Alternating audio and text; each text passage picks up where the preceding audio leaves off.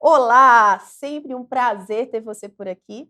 Professora Núbia de Paula falando, sou professora e coordenadora dos cursos das Ciências Jurídicas da Gran Faculdade, e esse é o nosso momento jurídico. É o momento em que as ciências jurídicas trazem para vocês temas que são importantes para a sua formação e também para o mercado de trabalho. E no dia de hoje nós vamos dar continuidade ao assunto gestão e mediação de conflitos. Nós vamos para a parte 2, o episódio 2 desse grande tema, e para isso eu vou convidar o nosso pedagogo, psicopedagogo, o nosso coordenador do NAP da Gran Faculdade, professor Luiz Carneiro. Oi, professor Luiz. Olá! Ei, professora Nubia, olha nós aqui de volta. Olha a gente aqui de volta. Continua em Belo É, Horizonte, professor?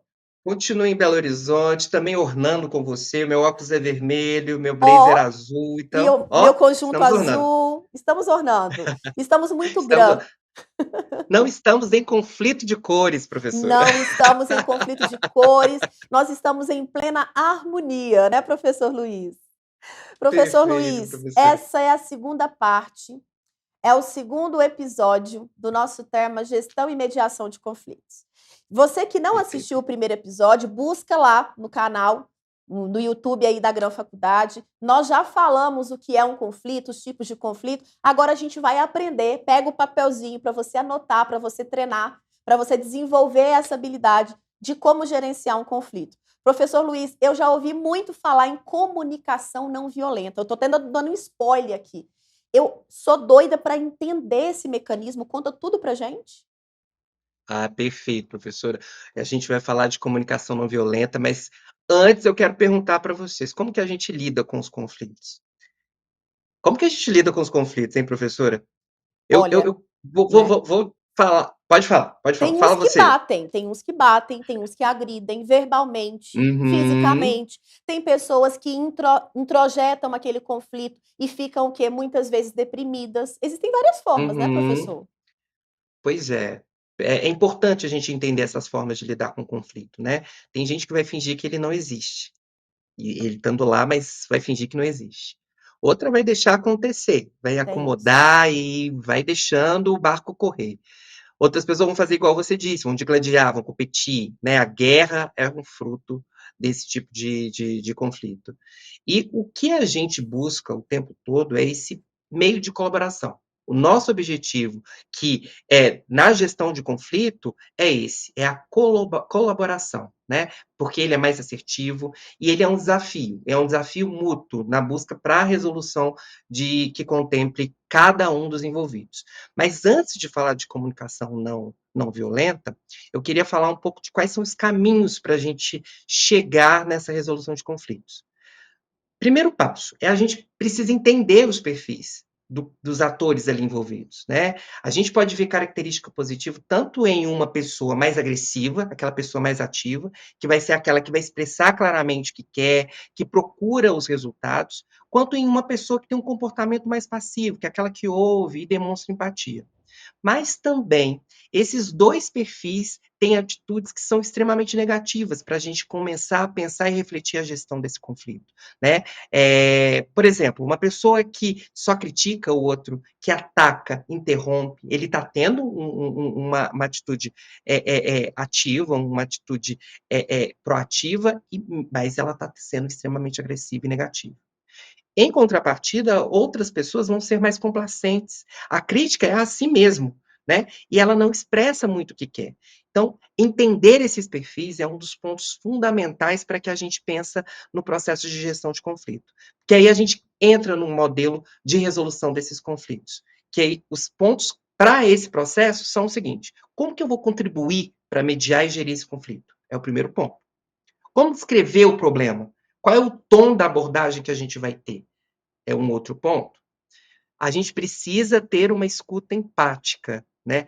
E aí, quando eu falo em escuta empática, professora, eu estou falando de uma escuta mais completa possível. A gente também está falando da linguagem corporal como um modelo de escuta. Então, é fundamental que a gente entenda isso. E outra coisa é como que eu vou gerenciar o caminho desta resolução de problema. Qual é a negociação que eu vou fazer? Né? E aí a gente precisa concentrar nos interesses, criar opções de ganhos mútuos, né? E insistir sempre em critérios muito objetivos, para a gente desembocar na comunicação não violenta. Nossa, até aqui já foi sensacional, porque já me veio aqui um clareamento de ideias muito grande. E eu imagino, então, para eu colocar em prática a comunicação não violenta, eu tenho que vislumbrar tudo isso que você disse antes, né, professor Luiz? Eu acho que é um prelúdio daquilo que a gente precisa entender. A gente precisa ter esse olhar, né? Eu gosto muito, e minha área ao discutir diversidade e inclusão, a empatia é o ponto crucial de tudo isso.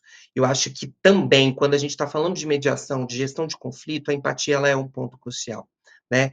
E entrando no conceito, nesse conceito que é fundamental, que é a comunicação não violenta, a maioria dos conflitos, professora, ele acontece por causa de problemas com a comunicação. É, fato. É a comunicação que é o principal problema das maiorias dos conflitos. E o mediador tem um papel importante em fazer com que essa comunicação seja mais eficaz, sabe? E aí, nesse contexto, a comunicação não violenta ela é um método de resolução desses conflitos, né? Entendi.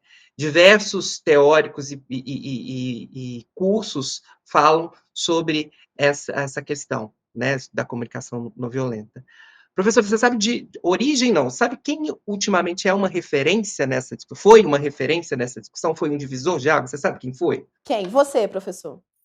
Ah, não, não, Porque o quem dera. professor Luiz, ele é maravilhoso, gente. Maravilhoso nessa aplicação. Mas quem é, além de você, professor? Pois é, eu gosto muito dessa história.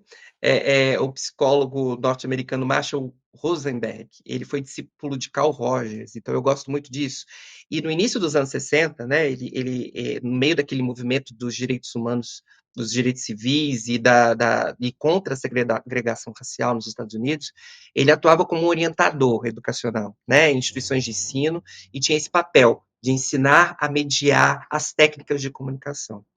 E o Rosenberg ele define a comunicação não violenta como essa abordagem, uma abordagem de comunicação que compreende tanto as habilidades de falar, ouvir, que leva os indivíduos a entregarem o seu coração para conseguir uma harmonia, para que eles consigam se conectar entre si e com os outros. Então, a comunicação não violenta, ela perpassa por esse caminho, né? Então, uma habilidade de ouvir, é uma habilidade de falar e de fazer com que as pessoas se conectem, né? E aí, como eu disse, a escuta empática é fundamental, né? Porque a gente deixa de ter respostas automáticas e reativas e repetitivas e passa a ser mais consciente, baseado na interpretação, na percepção do outro, do momento que ele está vivendo. Então, isso é muito importante e são fatores fundamentais para que a gente trabalhe uma comunicação não violenta, né? E tem 4 passos, professora. Ah, Vocês querem que eu fale esses 4 passos? eu já ia te perguntar isso, viu, professor Luiz? Porque eu mesma já fui uma pessoa que já li a obra, né, do Rosenberg, que você disse, não é? Eu já Isso, li, eu Marshall já, Rosenberg. eu já li essa obra e eu achei sensacional, mas não é tão fácil de você entender a linguagem. A linguagem é um pouco apurada, né, professor? Então, fala aí pra gente, de uma forma bem didática para os nossos alunos, como que eu posso fazer esse passo a passo. Perfeito. Vamos fazer aqui mais resumidinho, mas E eu não vou ficar deixando prestando de atenção. informar. Então, a gente tem 4 passos dessa questão da comunicação não violenta a partir do Rosenberg. Então, primeiro passo é a observação sem julgamento. A gente precisa observar o outro. A gente precisa observar o cenário, sem juízo de valor. Esse é o ponto principal, é o primeiro passo do processo de comunicação não violenta. A outra é identificar os sentimentos que estão envolvidos nesse processo, né? É importante a gente nomear o que sente, entender o que o outro sente. É mágoa, é medo, é felicidade, é raiva, enfim, outros sentimentos que podem surgir, né? E saber essa diferença entre o que se sente e o que se pensa e o que se interpreta também. Então, identificar sentimentos é o segundo ponto para que a gente tenha um processo de comunicação não violenta. E o terceiro são as necessidades. A partir do momento que a gente compreende quais são os sentimentos das pessoas, que sentimento despertou nela, é preciso a gente reconhecer quais são as necessidades ligadas a esse sentimento, né? E, por fim, é o pedido, né? É possível deixar claro que se quer da outra pessoa, né? É importante, é fundamental, é importante usar uma linguagem que seja positiva, em forma de afirmação para que se faça esse pedido. E a gente precisa evitar frases abstratas, vagas ou ambíguas que podem gerar duplo sentido. A gente tem que ser bem preciso nesse processo. Então, os 4 passos para a comunicação não violenta são esses: observação sem julgamento, identificar os sentimentos das pessoas, a gente também identificar as necessidades a partir desse sentimento e o pedido em si, professora. Que Você quer um maravilha. exemplo? Quero, por favor. Ó, eu trabalho numa empresa, João é meu líder, e o João sempre grita comigo, né? E altera quando ele fica nervoso. Isso no ambiente de trabalho. João, quando ele grita comigo, ele se altera. Então eu chego para o João e falo o seguinte: João, quando você grita e altera comigo no ambiente de trabalho, e aí eu estou na observação, eu me sinto intimidado, diminuído, irritado. Aí eu estou falando do sentimento que eu tenho. Porque preciso sentir que sou respeitado e acolhido para conseguir realizar todas as minhas atividades. A necessidade. Você poderia, sempre que estiver discordando do que eu estou fazendo, ou irritado comigo, me chamar para uma conversa no privado? E aí vem o pedido. Então, aqui, nessa frase, nesse cenário, nesse exemplo, eu estou trazendo os 4 passos do que é uma comunicação não violenta. Viu que a gente observou, né? O João está sempre agressivo comigo, né? E isso, o que ele me causa, né? E qual foi a necessidade? O que eu preciso? Por que eu preciso de estar ali bem naquele ambiente de trabalho? E, por fim, eu faço o pedido. E isso é uma referência que pode ser levada para várias áreas do conhecimento e para a gestão, especificamente do conflito, professor. E principalmente para o dia a dia, né, Luiz? Porque quantas vezes a gente desenvolve uma comunicação violenta sem ter tido a intenção de fazê-la? Pelo mero Perfeito. desconhecimento. Se você tivesse uma abordagem diferente, o resultado teria sido outro, né, professor Luiz? Tanto em relacionamentos afetivos, familiares, de trabalho. Agora, o que deu para eu perceber é que existe uma multidisciplinariedade na gestão e na mediação desse conflito. Não é uma única ciência que vai resolver isso, não. Não é tipo, estou com dor de cabeça, vou tomar aquele remedinho marronzinho. Não vai resolver. A impressão é correta, professor? Exato. Certíssimo. Você deu o pulo da gata, o pulo do gato, que é justamente isso, para a gente trabalhar a gestão de conflitos só com a multidisciplinariedade. E a gente vai falar isso hoje? Acho que não, né? A gente vai deixar os nossos alunos ali e alunas com essa pulguinha e interessados no nosso próximo encontro, né? Nosso próximo encontro vai ser exatamente sobre isso. Então, não perca, tá?